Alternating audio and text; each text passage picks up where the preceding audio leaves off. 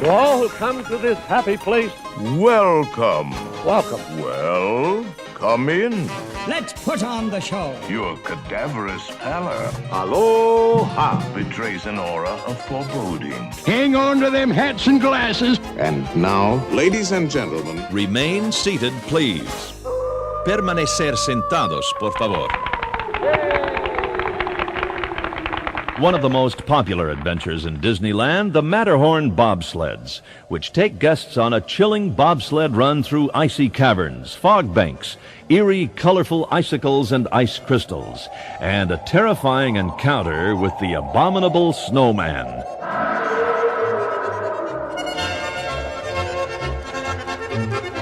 Hi, everybody, and welcome to another episode of Remain Seated, Please. I'm David. I'm Robert. I'm Cynthia. And Susie's out sick. Aw, feel better, Susie. So, in today's episode, we are going to be talking about a thrilling bobsled ride down the icy slopes of the majestic Matterhorn. Is it the Matterhorn? I know, right? the Matterhorn Mountain. Do you say mountain or mountain? I think I'm a mountain person. Yeah. I tried to say mountain. Yeah. Like, especially when I say Space Mountain, I can't say Space Mountain. Space Mountain. Space Mountain. Space Mountain. It sounds weird when you do it. What's I know. that about? I don't know. It just has to come out. Like Space Mountain sounds fine, but Space Mountain.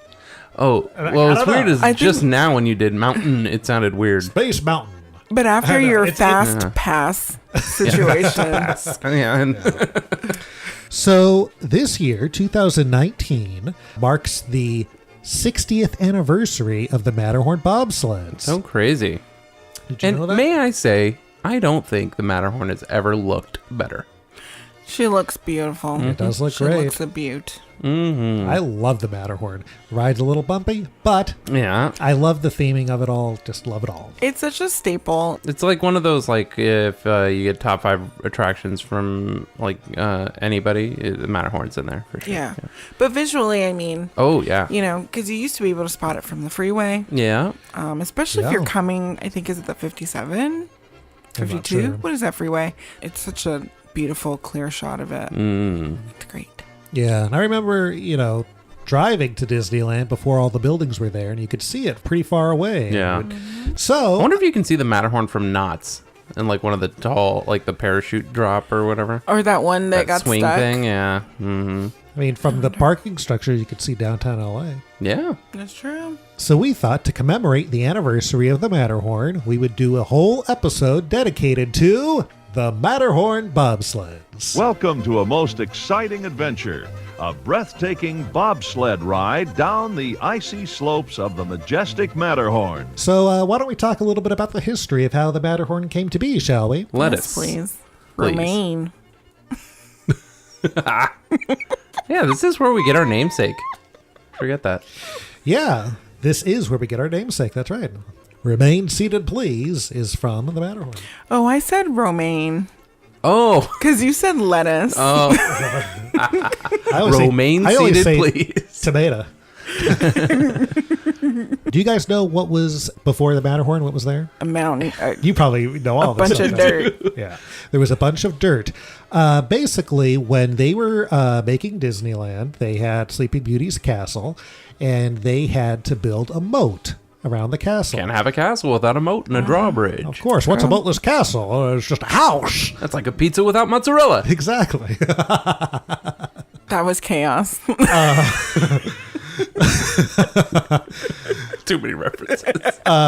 So when they dug out the moat, they had all this dirt that they dug out, and they just turned it into a hill next to it, and they put some sod on it, leveled it off, and put some park benches there, and made it a little seating area.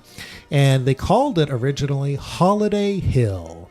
It took its name from early plans of a proposed holiday land that would be all about different holidays going on. So I assume the theming of that land would change depending on what holiday it was.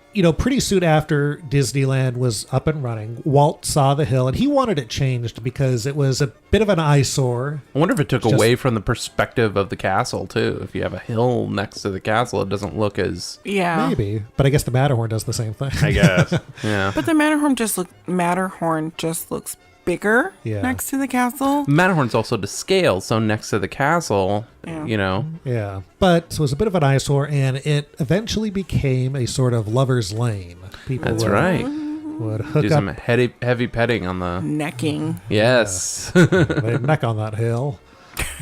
Well, and during the date nights, late nights or date nights at Disneyland.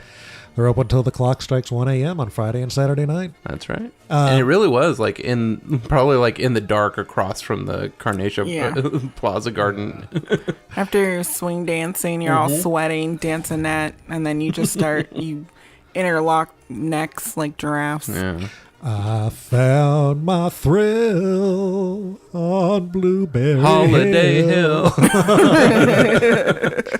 Also in that area was a huge steel tower, which was one of the pylons for the Skyway ride. So this was an area of the park that needed some work, obviously. Did the Skyway Buckets was not an opening day attraction? How long after the park did that open? I think 1957, but I'm not positive about that. Could have been 56. I mean, it's kind of crazy to think that the span of time between opening and the Matterhorn opening really is not. It's 4 years. It's crazy. Yeah, it's huge. So when Walt wanted to change what Holiday Hill was, he instantly thought of creating a snowy mountain toboggan ride. Yeah, it's such a good word. Sorry. That's how you say it, right? Really. Yeah. No, Have you no. been up to Big Bear? They have a toboggan ride there. It's so fun. No. It's called the Alpine Slide. Seems dangerous. It really kind of is. If I think you can find plenty of videos of people falling off of it, and it's very popular in Germany. And I'm assuming this is what Walt was probably thinking of doing. Is you basically sit on a skateboard that has a lever that's between your legs, and if you push forward on the lever, the wheels are in a way that they're free rolling, and if you pull back on the lever, the wheels kind of lift up, which sort of basically acts as a brake and slows you down. And at least in some of the images that I saw online for what they were likening what Walt wanted to build, it looked like the Alpine Slide type of idea. Yeah. So when Walt wanted this idea of creating this huge mountain and a toboggan ride, he was always told it wasn't possible. One of the reasons that they said it wouldn't work, which I thought was funny, was they couldn't do it because the snow would melt. It's California. Oh my gosh. What kind of world were they living in? I guess they figured when he said that he wanted a snowy mountain, they figured, he'd really want snow. So, but so Walt wanted this done.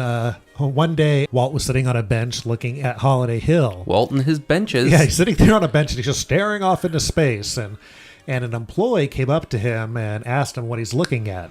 And his response, my mountain. The mountain wasn't there, but he still saw it in his mind's eye. So everyone's telling Walt this is going to be impossible. You can't make this toboggan ride. But Walt wouldn't let it go. Well, a Disneyland executive named Jack Sayers found an article in Fun Spot magazine about wild mouse style roller coasters. Now, these roller coasters are the style of like Goofy Sky School. Mm-hmm. Like several people sitting next to each other. Zigzaggy. Yeah, the zigzag Wild design. mouse? Wild mouse ride. Okay. Instantly, you can picture what that would be. Yeah. I think that's really very that's true. Clever naming. Because the Goofy Sky School looks like Mousetrap. It does, Yeah, it does. That's what I always think about. Yeah. But Walt liked the idea of having a roller coaster, and he passed on the idea to WED, which is what Imagineering was called back then. WED stands for Walt Elias Disney, right? That's right. So the idea of having this roller coaster was going to happen no matter what. Something was going to happen with this hill. So by the end of 1957, the hill was gone to do construction on a mountain. This mountain's going to happen. Mm-hmm. And there were many different names that they went through to create this ride. At first, they were thinking of calling it Snow Mountain. I'm going to give you some names of different ideas. Tell me if you like the names of the... Tell me if you like I don't these mind names. Snow Mountain. All right, Snow Mountain. You guys like that? How about Mount Disneyland? No. No. Disneyland Mountain. No. Sorcerer's Mountain. It's okay. That's fun. Next to the castle, sure. Yeah. Magic Mountain. Six Flags. I mean, that existed, I guess. That would have existed before Six Flags Magic Mountain. Right. How about Fantasy Mountain? That's okay. Makes sense. Echo Mountain. No. Echo Mountain. No. And how about Echo? how about the Walterhorn? The Walterhorn. Like the Walter horn? Name- Oh, no. A play on Walt's name. Oh, no. No. I'm gonna write the Walterhorn. Oh, man. It's just Walt Disney and some lederhosen yodeling. That'd be great. So they're making this mountain and they're trying to decide the theming, what to call it. And at this time, Walt was on location in Switzerland for the making of Third Man on the Mountain, which is about mountain climbing. Third Man on the Mountain is ready for release to motion picture theaters, where your family can share the high adventure of Walt Disney's most breathtaking motion picture. I think in the movie they don't climb the Matterhorn itself, or if they do, they don't call it the Matterhorn. Oh, yeah. From the clips I saw, I feel like the Matterhorn's in the background. So while Walt was there in Switzerland on location for this movie, he saw the Matterhorn and he was fascinated by it. Apparently, sometimes he would just stand there for an hour staring at it, Wow. just marvel in its So presence. bizarre. Imagine you're like a PA on that film, like, what the hell with this guy? Sir. To me, it sounds like you just had like this grand time in Switzerland for a week. Like, you're making the movie. I'm going to walk around this town and see what kind of collectibles I can bring home. That's right. And one of those collectibles, he found a little postcard. He found a mountain. He's like, bring this mountain, pack it away. Well, he Kind found, of. he found a postcard of the Matterhorn, and he sent it back home to the Imagineers with 2 words written on the back of it saying, "Build this." No pressure. So it's officially known as the Matterhorn Mountain by the end of 1958. People that were key components to creating this Matterhorn Mountain were art director Vic Green, Joe Fowler was in charge of construction, and Bob Gurr, who we all know created the ride vehicles. You know, if it rolled, he probably designed it. That's right. Fowler also is the namesake for Fowler's Harbor Yeah. over by the Haunted Mansion because That's right. He built the dry dock and Walt didn't want it and all this whole thing. So, yeah. Well, Fowler built all of Disneyland, basically. Yeah. I think he was a key person. Yeah. So the first step of creating any ride is to do a blueprint and things like that. But for this was such a unique ride, they couldn't just do a blueprint of a building and create it. So the first step was to create scale models. Once again, after creating these scale models and seeing how difficult it would be to build this, people thought Walt was crazy again and telling him it's impossible, like always. The first model that was created by Harriet Burns, Disney legend, Harriet Burns. Do you know her? She's a pretty famous Imagineer. She worked on a ton of stuff, everything. She came up with the idea of using cashmere for the Tiki Bird's chest. Oh. But the first model was about a foot high, and it was made in layers like a cake. So you could remove a certain layer To see, like, parts of it? Or? Not to see parts of it, but if something needed to be fixed, you wouldn't have to start from scratch. You could just change that particular layer. Oh. That's fun. That's very smart. At one point, when they're creating the Matterhorn, Walt wanted an ice rink to be at the bottom of the Matterhorn also. Oh, wow. Obviously, they decided not to go that way. That would have been an issue. Yeah, well, I wonder about space, where it would go. So when they created this model of the Matterhorn, usually, like what they would do, especially now, they would send people to the location of the actual Matterhorn to get their reference and be in its presence. Well, Harriet Burns and the other people that worked on it, they only had postcards of National Geographic to look at to create the Matterhorn, so it was a bit tough for them. And Harriet Burns, she added, so you know how the top of the Matterhorn has like a little hook? She added more of a hook than what the actual one actually has because she really wanted it to have an effect with the sun, to have neat shadows. Oh. Ooh. And it does. Yeah. So they made a second model, which was a bit bigger, and it had duplicates made, and that was the model that they sent to Disneyland for reference for the engineers and the people making the attraction. Bob Gurr, who created the ride vehicle, he also designed the track. He has said that designing the Matterhorn track was the hardest job he ever had. Really? Why? Well, first of all, he wasn't good at math, and he had to teach himself trigonometry to create this whole thing. But imagine you have two tracks interweaving with itself, and you also have to figure out how narrow to make these caverns and things so people can't touch it. There's just so much involved, and because nothing is squared, nothing is the way you would make a regular building, everything had to be done from scratch and just kind of figured out. Hey, just ride it until you can't touch it anymore. Just say, knock it back a little bit. Isn't it like the first tube steel roller coaster? That's right. It is the first tubular steel roller coaster. Yeah. So Aero Development, who created lots of ride vehicles with Disney, Bob Gurr would work with them. Mm-hmm. They did Snow White's Scary Did they? Adventure, I believe, yeah. I know they did the pirate boats. But they collaborated with WED to make the ride system. So, the bobsleds, they rely mostly on gravity. There's nothing making them go. Yeah. They have, the lift hill, which brings them up, and then it's gravity from that point on. But they do have pressurized air brakes in key parts of the attraction to slow them down. Aren't there like tires There are some also tires that kind of help keep the momentum? There are tires, but those don't come until the 70s. Oh. Yeah. Then a company called American Bridge created the steel structure of the Matterhorn. How many individual steel girders do you think they used? What's a girder? I think a girder is just Like an I-beam? like a 2x4 of steel. Or Right, something. yeah. So how many of those pieces? And each one was made separately. Not one was the same. Right. For some reason, I feel like I saw it before they had put the shell on, and I feel like it was more bare than I would have thought.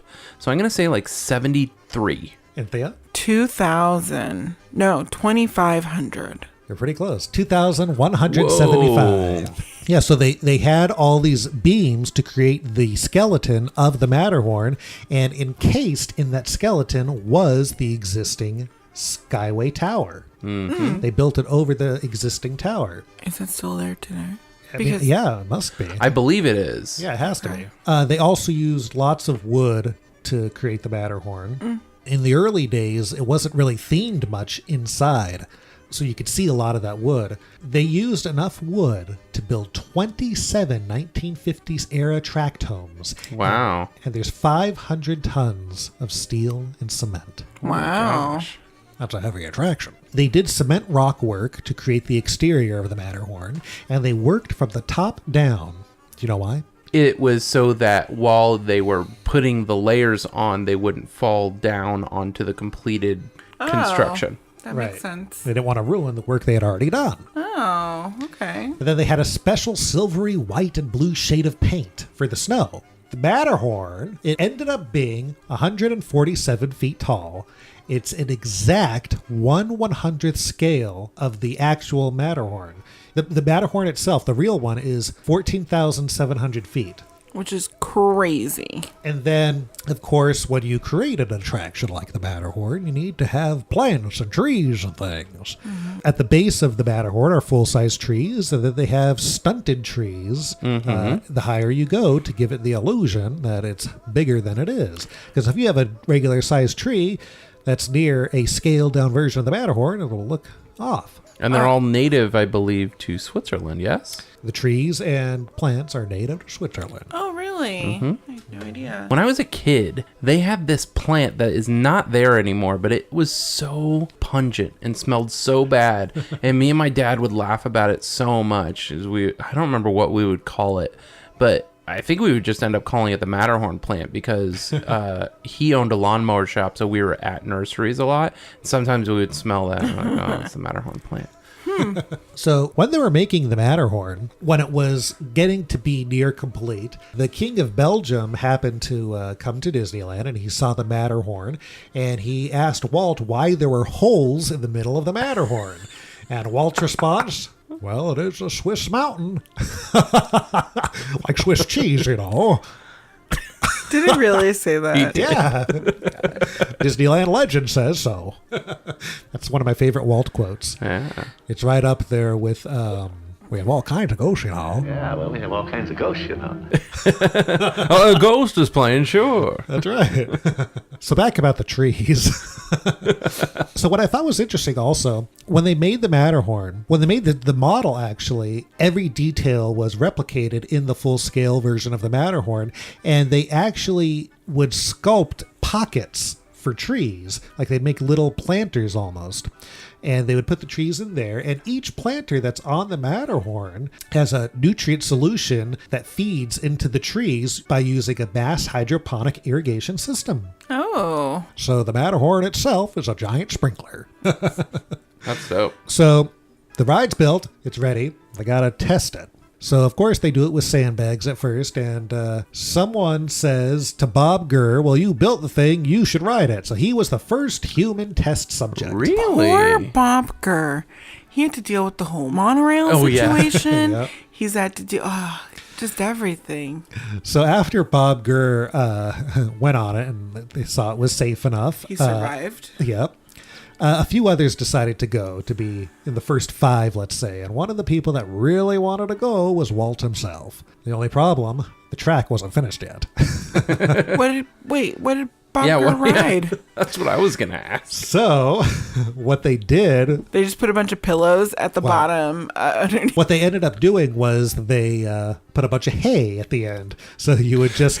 run into bales of hay. Simpler times. Yeah, man. Yeah, so Walt went on it, and he went on the ride. He crashed into the hay, and he said, "Hey, this is great." No, he didn't. Yeah, he did. He crashed into the hay and then said, "Hey, this is great."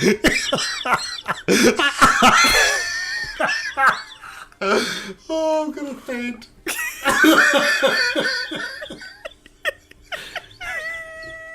Hey! Did you not realize what you had said? I didn't!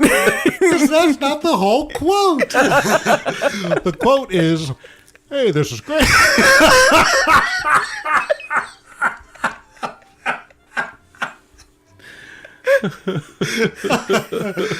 Okay, so he says it's great, and he says, "Can we find a way to add the hay to the ride?"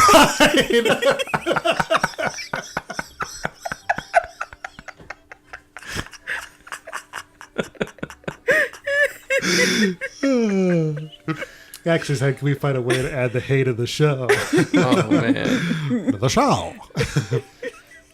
So with the hay slowing him down is the inspiration for what they came up with to slow down your vehicle. Splash. The splashdown.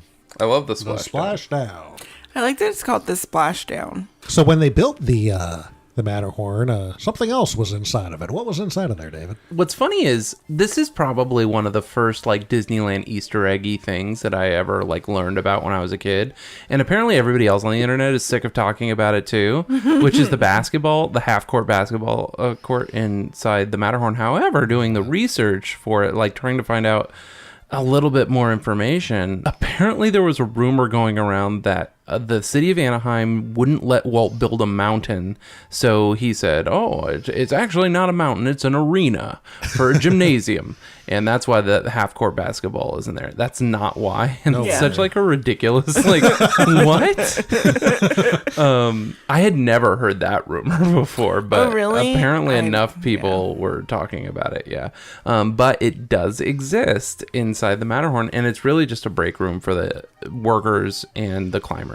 Isn't it mostly just someone just put up a hoop? And yeah, it's very much like, don't imagine like the gymnasium from your high school. Like, that's not what it is. It's like... No, and it sounds a lot more intriguing than it actually Correct, is. yeah. Once you see photos, and we'll post some photos in the show notes, it's really like, you wish you didn't want to see a photo of it. I do like that they did put the Matterhorn logo on the backboard. Oh, I didn't see a photo with the Matterhorn logo on it. That's fun. Lots of people have that dream to shoot hoops at the Matterhorn. That's right. But it does sound... It is a really cool little bit of trivia. So, the Matterhorn opened on June 14th, 1959, and it opened with the monorail, the submarines, and the expanded Autopia. It was considered Disneyland's second opening. It was 4 years after the original, and they had a whole televised event hosted by Art Linkletter, who hosted the original Disneyland opening. Well, Walt, Yeah? how do you feel? Like an expectant father. Nervous, but wonderful. This kind of reminds me of something we did 4 years ago. Yes, sir. Lots of celebrities and dignitaries were on hand. And did you know, with the 1959 opening of these great attractions, the E-ticket was born. Before this, it only went up to D. Oh, it did. That's funny. And the submarines were also an E-ticket, correct? Yeah. Yeah. The final cost of building the Matterhorn, do you guys know? No. $1.5 million. That's a steal. That was going to be my guess. Really? Yeah. What? Really? Wow. So the Matterhorn was groundbreaking in many ways. As we've already mentioned, it was the first tubular steel roller coaster. It was the first fully themed thrill attraction. Oh. It's also the first indoor-outdoor roller coaster. And you know what else it did, which was a first? Aero Development created the ride control system, which made it the first time a roller coaster could have more than one car running on the track. Ooh. Do you guys know the top speed of the Matterhorn? 27 miles an hour? That's it. I saw some people breaking it down online, like feet per second, and I think that's if you're comparing the left and right side. When I think they both go 27 miles an hour, but one goes slightly more feet per second than the other. So yeah, at the opening, it was very bare inside. I think there's some videos. I know there's a ride-through on the Disneyland Tencennial episode. I don't know how well you could see the interior of the ride, but everything was kind of opened up. There weren't really any interior caves to look at, and you could just see the wood and the steel that built the thing. That sounds terrifying. Yeah. But I guess at the time, because it was the first tubular steel roller coaster, most people knew roller coasters to be the wooden style roller coasters, which are just a bunch of trestles and lattice woodwork. So it's probably didn't seem too strange. Yeah. And let me say that it opened this way because it needed to coincide with the opening of everything else. But Walt did have intentions to theme the inside. So there was this televised opening I was mentioning on June 14th, 1959. Richard Nixon was there. You know, they forgot to check the scissors. But also there was the Swiss Consul General and the Sierra Club. And they were the first to scale the Matterhorn. That means climb. Yeah. Matterhorn climbers. And then after that, they hired permanent climbers. It would usually be two guys, and they would play characters named Hans And Fritz? and Otto. Ladies and gentlemen, we direct your attention to high on the icy slopes of the Matterhorn. Our two young mountain climbing experts, Hans and Otto, make ready to ascend the treacherous slopes of the towering peak. As I was saying before, Matterhorn climbers are probably one of my favorite things. Yeah, I love it. And then for about 20 years or so, they were going pretty regularly and then not so regularly. Most recently, they brought them back in 2012. And it's been a few years now since we've seen them climb, right? I think they only do busy summer weekends. Well, I think that's always been the thing is that they... Well, I think it's been the deal since the beginning is that they do it only during the summer.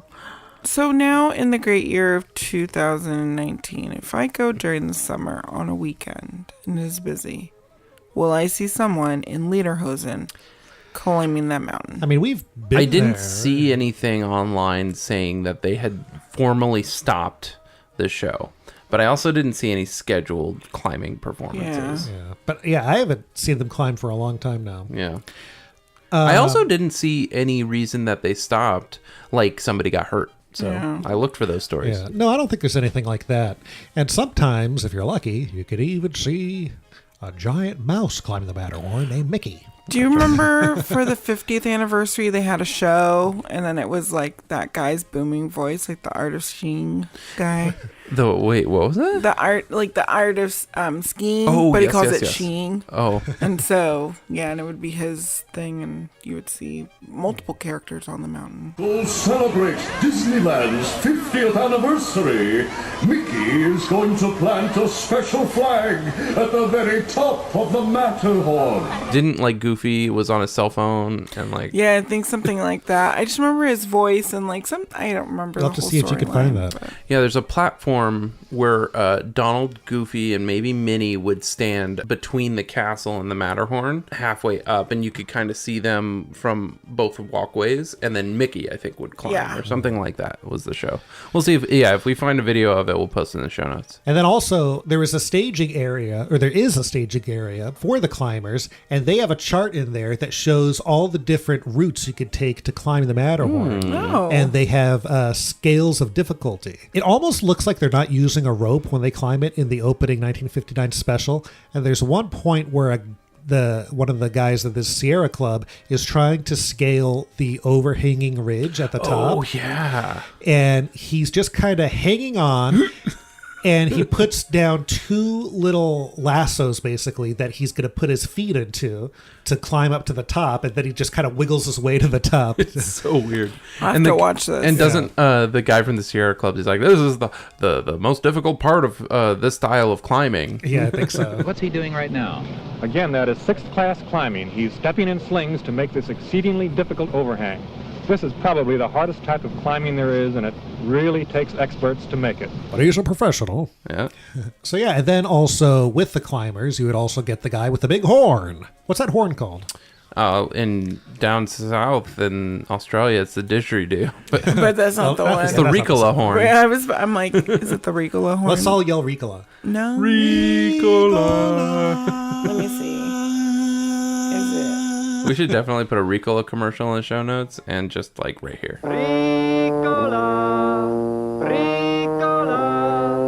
Ricola cough drops, a pleasant tasting blend of organically grown herbs from Switzerland. For soothing relief, try Ricola. Speaking of commercials and products and things like that, Old Spice has Matterhorn flavor. What? Old Spice, the deodorant? Yeah.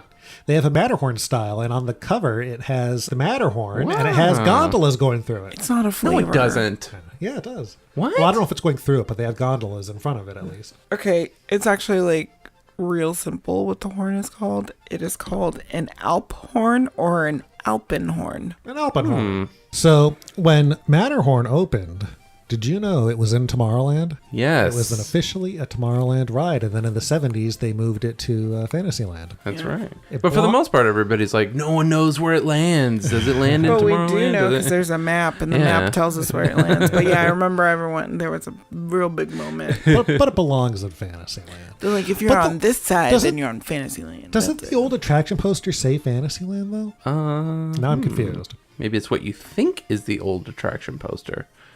Yeah, they could have adjusted it. So as we were saying, the inside was bare. There wasn't much to it. No, the inside's Abominable Snowman.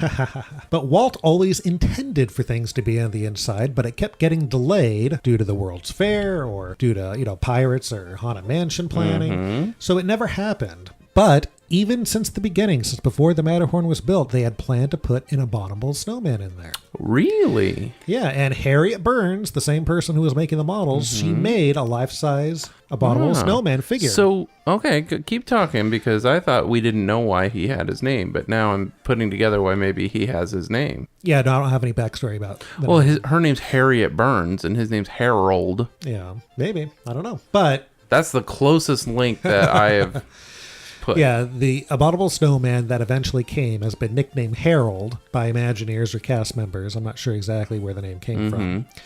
So they were always planning to put the Abominable Snowman figure in there. And it was supposed to be there by the opening, but they ran out of budget and time. So they couldn't add everything they wanted to. The ride became a huge hit. It was one of the most popular rides in all of Disneyland. Everyone wanted to ride the Matterhorn. And in 1978, they were able to finally add all these additions to make it a fully realized themed Matterhorn. 78? 1978. Wow. And the reason they were able to do it in 1978 was they didn't want to close it for that amount of time and have people not go on it. Finally, in 1978, Space Mountain came in 77. So with Space Mountain taking some of the crowds away from Matterhorn, they were finally able to close it and add these additions. So with these new additions, 50 new tandem bobsleds were added. Before, they were just single bobsleds. Now there's 50 tandem ones, so the capacity went way up. Now, when this happened, they also had to reinforce the tracks, and this is where they added the spinning tires, because the bobsleds, now that there's two of them, they're heavier, so they need help getting that speed. Oh, gotcha. The lift tunnel was now enclosed and had that snow effect that we all knew The very old well. projection, yeah. They also added the abominable snowman's red eyes. They had the fog bank with icicles and ice crystals. They added his red eyes, but he wasn't in the attraction before. What, didn't he not show up until 78? No, you know when you're in these are all the 78 editions. the tunnels and his eyes would pop up? Oh, okay. Yeah. Got it. Just as I thought. Yeah. I'm thinking that they added red eyes to the abominable snowman. No. And I'm like, well, he wasn't there, though. Yeah, no. In the darkness, you would see his red eyes just appear. And then the fog bank with colorful icicles and ice crystals were added. They added the audio of the wind howling, which is very loud these days. Yeah, so good. And finally, they added the abominable snowman himself, and people came to know him as Harold, as we discussed. How many abominable snowmen are in the ride? 3. That's right. There's 3. There are 2 tracks, as you know, for the ride, which we didn't even discuss. There's a Tomorrowland side and a Fantasyland side. So the first abominable snowman figure, both sides see, and then each one has a final snowman figure. Yeah. The abominable snowman that appeared in the ride was sculpted by Blaine Gibson, who did all the pirates and all the ghosts in the Haunted Mansion. Oh, sure. Country Bears and all that stuff. There's a rumor that I've read before. I don't know if it's true, but they were redoing the Jungle Cruise around the time, and there used to be these big scary gorillas that they took out of the ride, and the rumor is that they used his body to create the snowman. I don't know if it's true, but I like to think it is. So when you make a snowman, obviously he has to have a voice. He has to have a roar. Yeah. So Imagineering decided to have a growl-off to see who would be the voice of the Matterhorn's new abominable snowman. Abominable? So the winner was Dennis Meacham, an Imagineer in WED's Special Services Department. And his first take that he did for the contest is the one that's in the ride. Wow. And it's such a great sounding roar. I can't, oh God, it's so good. You should make it a text tone on your phone. There's certain times you can hear it all around Disneyland. You can't hear it as much anymore. They also changed the roar when they redid the snowman, which we'll talk about soon.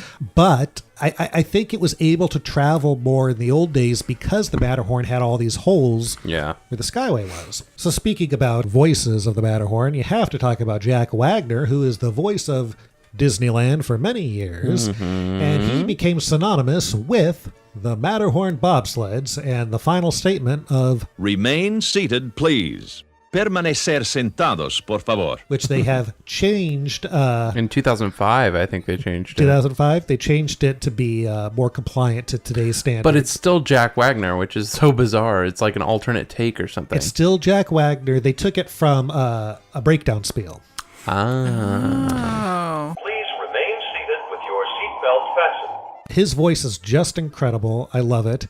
And his Remain Seated Please became so famous. And then, of course, it was put into No Doubt's song Tragic Kingdom. That's right. Which made it even more famous.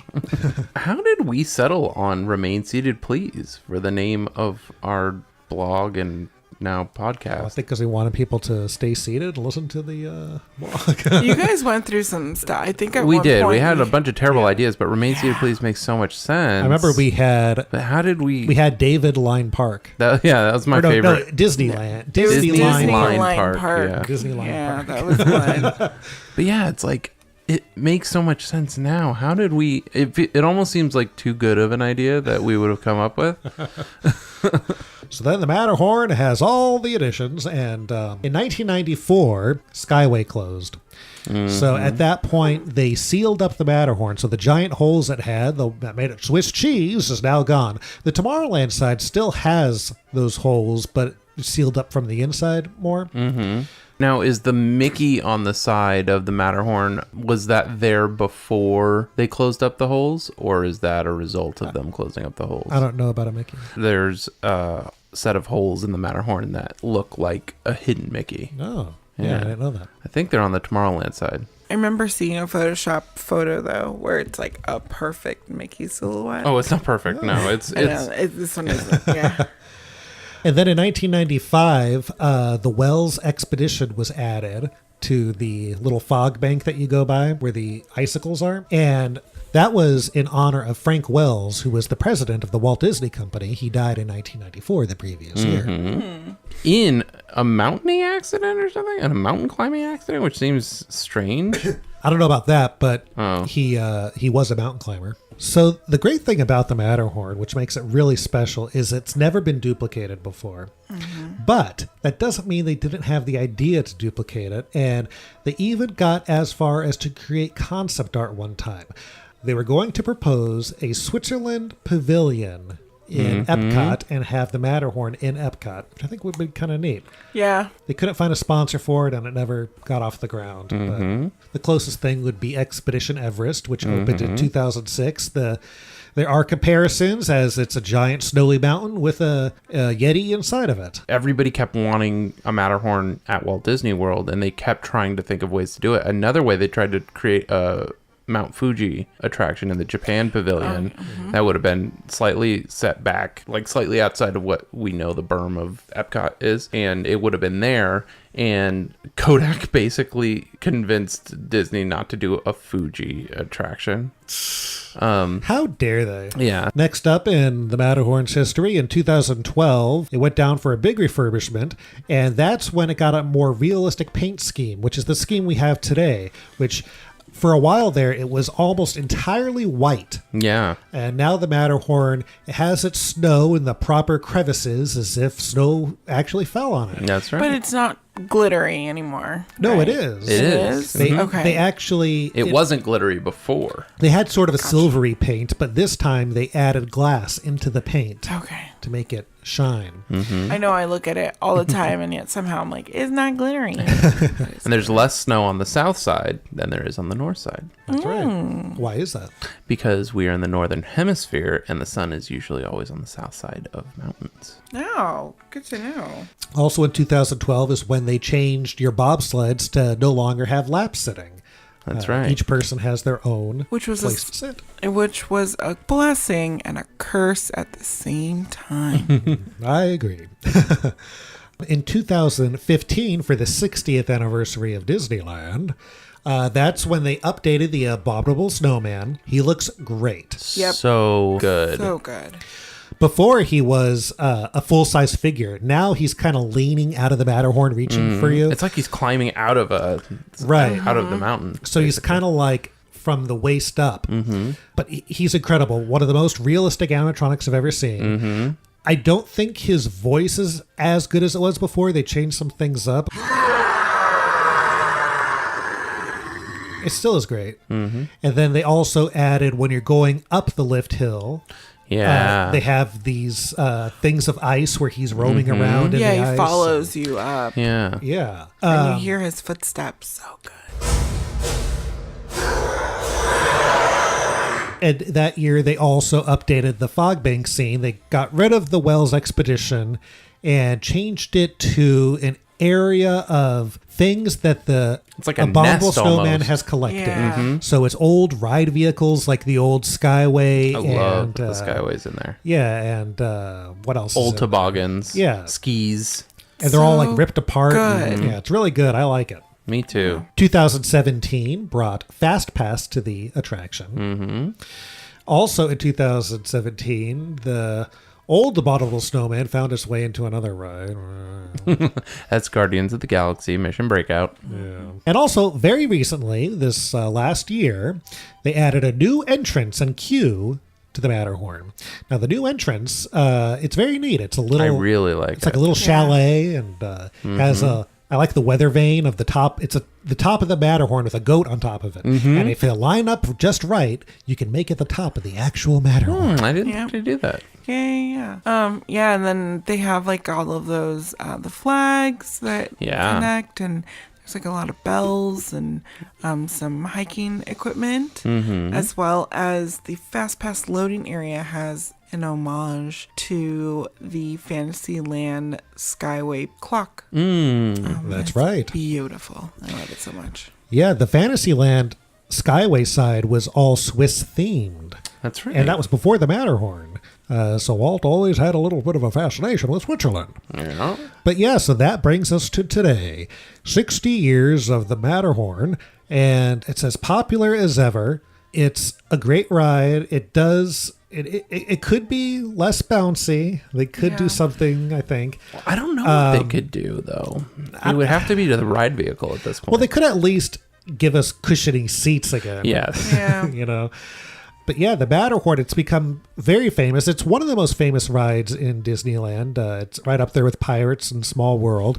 It was featured in Randy Newman's song, I Love L.A. Oh, yeah. So where is it in there? There's this line that he says, like, look at that mountain. Oh, yeah. He does, yeah. Look at that mountain. Look at those trees. Look at that mountain. Look at those trees. Yeah. So that mountain is Matterhorn Mountain. Yeah, and the monorail is going through it also. Yeah. So it's like, it's a street view of the Matterhorn. Wait, is this in the music video? Yeah. I see. I did not see the music video. So when he says, look at that mountain, I'm picturing in Dodger Stadium, the mountain that you're looking at. What, did you think the song was written for Dodger Stadium? No, I didn't. But that's when I think of that song, I think of Dodger Stadium. Yeah, that's the song that they play at Dodger Stadium when the Dodgers win a game. Yeah. So now it'll always have a Disney connection as well. That's right. It was also featured in That Thing You Do when they lose the bassist, and the bassist is writing it with Mickey Mouse. Oh, that's right. Yeah. So the Matterhorn is Ethan Embry. Yeah. We should get Ethan on the pod. He's like, you guys already talked about the Matterhorn.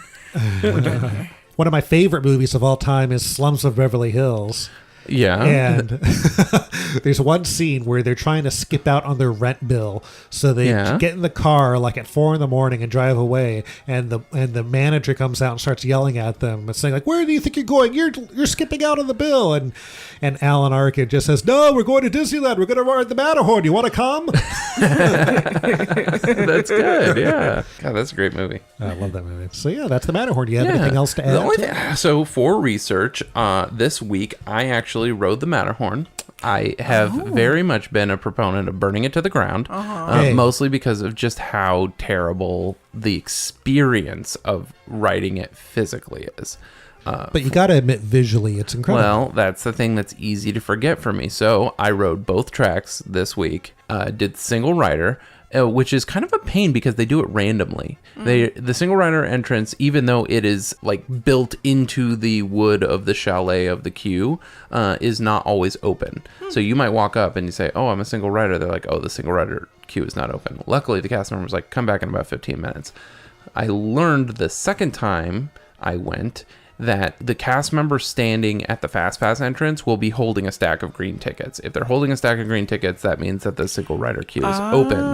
And I know what to look for when he's about to go pick up those tickets, because he basically has to cross from the Fast Pass part of the queue to the regular part of the queue, and there's a little door that he opens where he keeps them. So that is where you can, almost like, I think they still do it. Remember at Big Thunder, they keep the single rider tickets like up in this like little piece of wood right next to the Fast Pass queue, and you can do single rider there. Oh, okay. But anyway, so if he or she has the stack of green tickets in their hand, they were green both times that I did it. You mean stacks of green paper in his red right hand? That's right. He's wearing red gloves because it's cold. So yeah, I waited 15 minutes, went in the single rider line, got on in 5 minutes. It was great. Did Tomorrowland side, and I have thoughts. What did I remember? How did you feel? So this is because I just, it's really uncomfortable for me. I'm a very tall person. I sat in the front, which was super fun. As a single rider, you don't really get a choice, so it's wherever they have room. But I got to sit in the front, which was super fun, and I forgot about the whole projection mapping on that glass snowy area, and that was really cool. I don't think it's mapping though, is it? Well, I watched an Imagineering video from when they were implementing these updates, and they said projection mapping, I'm pretty sure, which didn't make sense to me. I was like, well, it's just a projection Of the snowman? Yeah. It's because to me it seems like it's basically video behind glass, right? Yeah, I don't know. One thing I noticed is going up the Tomorrowland side, I don't know if it's just my neck or what, but it seems easier to look to your left and see that than it did to my right when I was going up the Fantasyland side. I almost didn't see him moving or anything. I just heard, I saw that there was something behind the glass, but not him. Like on the Tomorrowland side, I don't know. I wonder if it's also like a timing situation. Could be. Like if both of the bobsleds are not in sync with each other. Yeah, I did notice, but I think I don't ride the attraction enough to know, but it seemed like they were staggering them the whole time. Like the Fantasyland side, both times I went was about 20 feet in front of the Tomorrowland side. But both times we rode down, we did consistently ride next to each other on the tandem track. So I don't know. So left side, road in front, I prefer it. It was bumpy and smooth to me. Yeah, it's real. I remember the last time, like my thighs, like because my knees stick out over the side of the bobsled, so right like where my calf and my thighs were touching the side of the car. I remember being really painful last time. This time, and I rode it twice within 20 minutes. It didn't bother me so much. So I don't know. It was like sort of smooth, but also very rocky, almost because like the turns are too sharp. So yeah, I'm not sure. I feel like any changes they would need to make are to the ride vehicles themselves to put shocks or something. So yeah, my initial thoughts were basically that the turns aren't banked enough to handle the turns that are on the attraction. I love the sound of the snowman following you, and I assume it meant up the lift hill. Yeah. Because it's just, these are the things I sort of forget, where I completely had forgotten the Abominable Snowman had been updated. So I was like, cool. Yeah, I said two snowman is rad. Like I didn't remember that you saw a second one after seeing the first. I could never tell where I am in the mountain until I get to the bottom. Like as you come out and back in the mountain and out and back in the mountain until like near the end, I can never tell where I am in the park. I love the water breaks. I sad face because no more remain seated, please. And don't wear a hat. I spent most of my first entire ride pointing my head down so my hat didn't fly off. So the second time I rode, I just took my hat and my glasses off. Of course. So on the right side, I said I rode in number 4. So in each bobsled, there's 3 seats. So I was the front of the second car.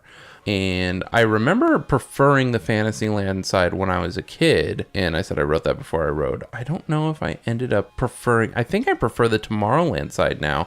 Only because you dip under that bridge on the Tomorrowland side of the mountain. I've always preferred the Tomorrowland side.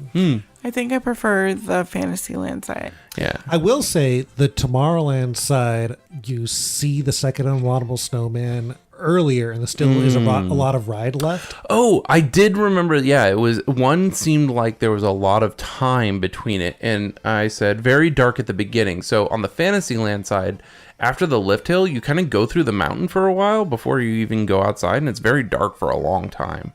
And I thought maybe that was going to lead to me saying something about the Abominable Snowman, and I guess we should mention that the reason it's not a Yeti and it's an Abominable Snowman is a regional thing. Yes. My second Abominable Snowman did not have red eyes on the Fantasyland side, which I think was just it being broken. Lots of open doors when I was on the Fantasyland side. What was that about? Before. A lot of the time you could see like a curtain that just leads into a door or something. I kept thinking, I was like, am I seeing the basketball court? But then I realized like it was almost like this one part every time I passed. This one, I don't know if it's like if you're thinking of like a pole that goes straight up and down the mountain, every time I pass this one part, it was always like an open door. So I don't know if there's this spiral staircase that goes up right there or something. Yeah. Oh, maybe. Yeah. Yeah. So that's my take on the Matterhorn, having ridden it this week. I know you have another hot take about the Matterhorn. Which is? How do you feel about the fencing of the Matterhorn? Oh, yeah, I was going to ask. And I could not find any information about when this might have changed, but maybe a month ago, I had to text Robert from the parks. I said, what on earth have they done to the fencing around the Matterhorn? And you didn't know what I was talking about. Did you notice? Have you noticed since you've been there? Yeah, I looked. It didn't really look odd to me. It really stood out as being like poorly maintained and oddly spaced, and it almost seemed like there were twice as many vertical railings as there used to be. But then looked on. It does seem like a lot, but I didn't notice a change from the past. Yeah, and I feel like, I don't know, something just struck me that day about there being so many vertical railings that it didn't look parallel because there's too many spots for error. I'll have to take a look. Yeah. I'm very confused. It really just stood out to me, and I was just like, what is happening with this? You know what I love about the Matterhorn also is the footprint of the... Yeah, and that was only added in 78, right? Yeah, I think so. Yeah. There's two of them, aren't there? There's two of them, yeah. Oh, is there? One in the front, one in the back. Oh, I guess that makes sense. Yeah. And the last thing I wanted to say is because I love the Skyway Buckets. A lot of people think they closed the Skyway Buckets because that guy jumped out. No. But it coincided sort of in terms of it closed shortly after he had jumped out and tried to sue the theme park because he did that. The main pylon that's inside the Matterhorn had actually degraded, and the only way that they would have been able to maintain the ride would have been to tear open the side of the Matterhorn, which they did not want to do. Oh, I didn't know that actually. So again, a one and done situation that we talked about, I believe, in the Star Wars one where we were talking about them not being able to take things out. Yeah. And so what they did is they took out the Skyway Buckets and diverted the operating budget from that to Indiana Jones, because that was going to be a new attraction that they would have needed to. So why did they take it out in Florida then? I didn't look at that. It was in the Skyway episode. But I did watch a ride-through on the Skyway Buckets. That was taken, I think, in 1988. And you could see the snowman all good? Yes! It was so amazing. I didn't realize how great of a view you got of the snowman. And when you came out the Tomorrowland side, how close you were to the waterfall. It was right there. Oh, it's such a... I'm going to put that very particular video that I came across. Please. And I just love when you're in that room, just the giant snow cavern that you're in, which you can still kind of see in the ride. But, yeah, it was just so nicely themed and detailed. And then finally, I went down a deep, dark rabbit hole. The fans of the Matterhorn have real Minecraft energy because so many video game Minecraft heads are on YouTube posting videos of them building the Matterhorn and riding through it. And some are terrible. And some are really good. Like, really, really good. The game from the early 90s, Ski Jump, was based on the Matterhorn. I did not know that. Is that the one That's because it's not true. Oh. Minecraft is a bonkers YouTube hole to go down. Because I just don't understand how a game that looks this terrible has such a rabid fan base. So yeah, the whole like video game community seems to really embrace the Matterhorn.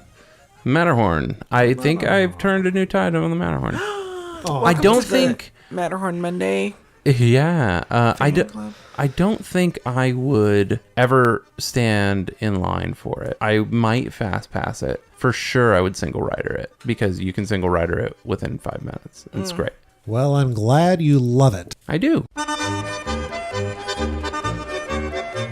We hope you enjoyed this episode about the Matterhorn bobsleds. What are your memories of the Matterhorn? What are your likes and dislikes of this classic Disney ride? Give them a happy anniversary greeting. Let us know in the comments below. Romaine about it. Romaine? Like lettuce. Tomato? Couldn't let me have that one, could you? You can find us on the internet at Remain Seated Please on Facebook and Instagram. And we're Remain Seated Pulse on Twitter, PLS.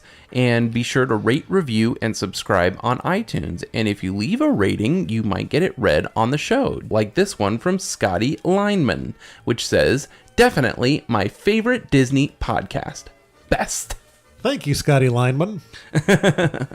Cynthia, where can we find you on the internet? You can find me at Magically Delicious Pod on Instagram, Facebook, and the Twitters. All right. Well, for Remain Seated Please, I'm David. I am Robert. And I'm Cynthia. Auf Wiedersehen. Oh, good one. That is a really good one. Darn it. Put some yodeling in for me, please. Who's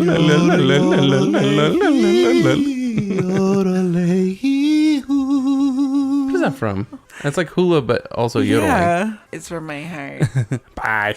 Bye. There. That wasn't so bad. Was it? I'll see you all a little later. You may not survive to pass this way again. Time to be moving along. Hurry back. And barrel around to see us again. I finally see the Matterhorn.